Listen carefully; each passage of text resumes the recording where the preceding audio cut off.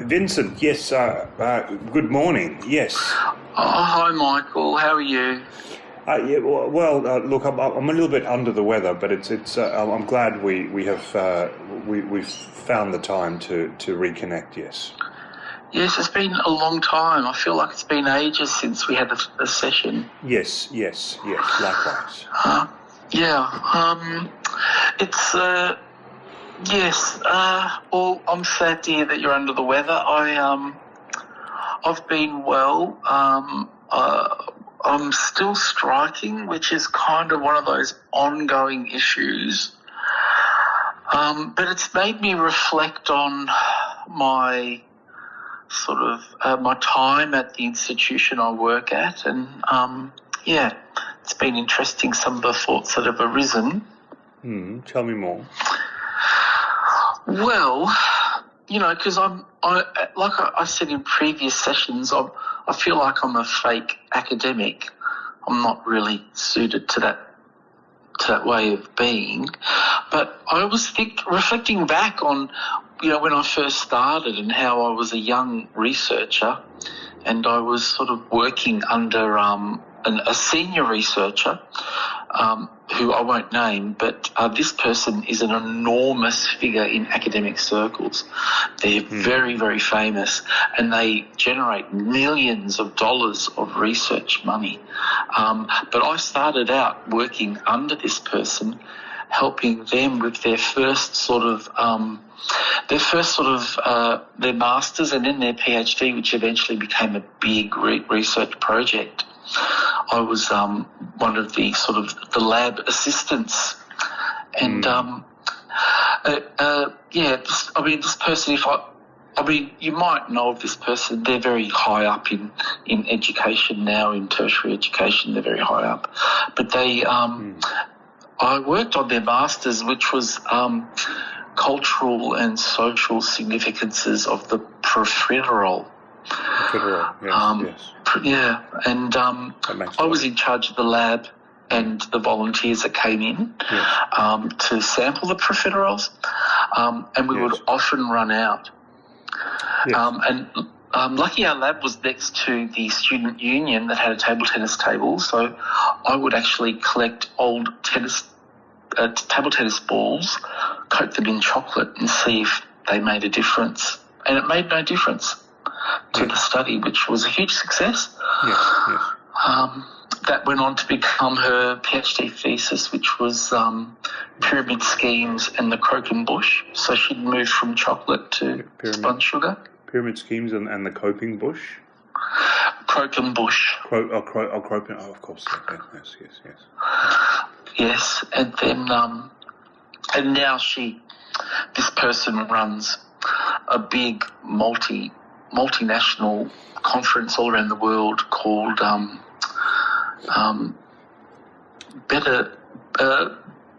Bigger Cities, Better Buffets, which a lot of academics flock to all around the world. Right.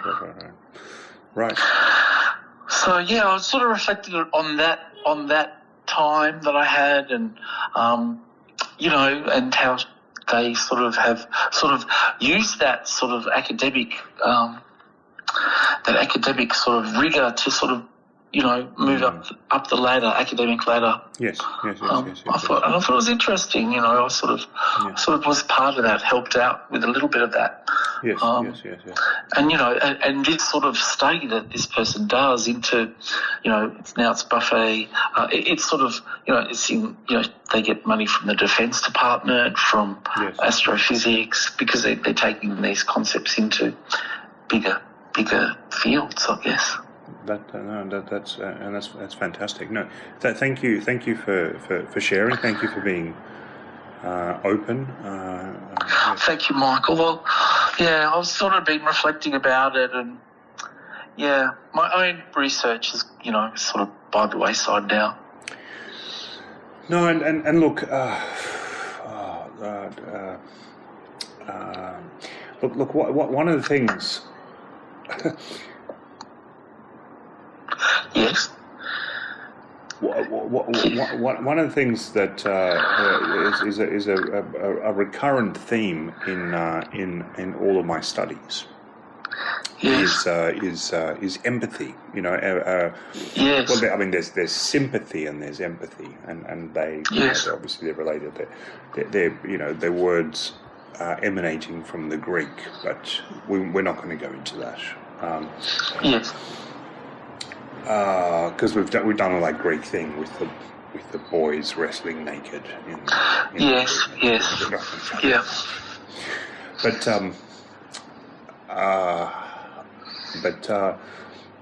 what this brings to mind is sort of standing on the shoulders of giants. Yes.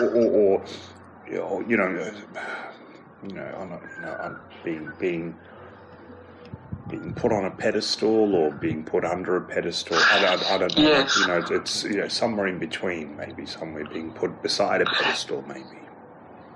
Yes. Yeah. No, I know what you're getting at. I think that's sort of part of because I've had lots of different jobs, different sort of activities that I've done, and the academic one has been very much that idea of, standing on the shoulders of giants. And I mean, this academic in particular is enormous. The whole Crokenbush, and a lot of research. The coping bush, yeah, absolutely, yeah. Yes. And but what it does bring to mind, and maybe if I can share a story with you that might, again, this is the empathy thing that we can maybe it might help to relate. Yes. Maybe, build a relationship with us as therapist and client. I have a similar thing, which is I'm trying to stand on the shoulders of a giant, which is my Sam, who you know. Yes. I have hardly a giant. Well, he is a giant of sorts. He's become a giant. He's very small physically, but I sent him a while back to the Handsome Dog Modelling School. Oh yes. Yeah. And it was like a $1,400 course, money back guarantee, and he did very well.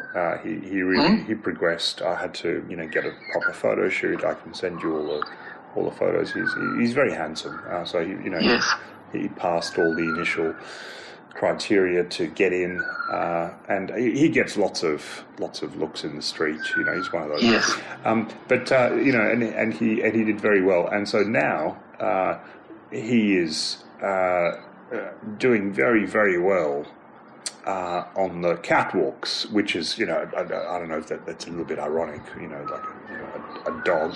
Yes. A dog on a catwalk. On the catwalks, I know, right? It's crazy. So it's one of those things that you've got to I don't know how to. It's just one of those things you've just got to with everything you've just told me. You've just got to sort of you've got to be proud of. Yes. You've just got to I don't know, like is it roll with the punches? No, just yes. Yeah, look, I do, and I am proud. I mean, I often think back at some of those volunteers that were part of the initial study with the profiteroles, and how many ping pong balls they swallowed, but it seemed to make no difference. That's it. And the thing is, with Sam, I walk behind him and I pick up his poop, but it's just one of those things. It's humble. It's a humble gesture. It's that's right. So that's it. So it's just one of those. I don't want to get into Zen, or anything like that. But I don't know if I can maybe impart a little bit of Yes. a little bit of but that's just the way that I see things, and everything you told me, I just think, just let the universe be the universe. Yes, for you. Yeah. Well, that actually reminds me. The other day, I went for a walk with my partner. Yes. And it suddenly became hot. It was a warmish day, and I had a very thin sort of sports hoodie on, and I took it off and I rolled it up, and it looked like I was carrying a bag that had poo in it. And I'm walking with my partner. Yes. And I said, I think people think that I'm walking with you holding a bag because it was black, and and that was quite unusual. Look, but Vincent, look, our time is up. So let's just hold on to that thought.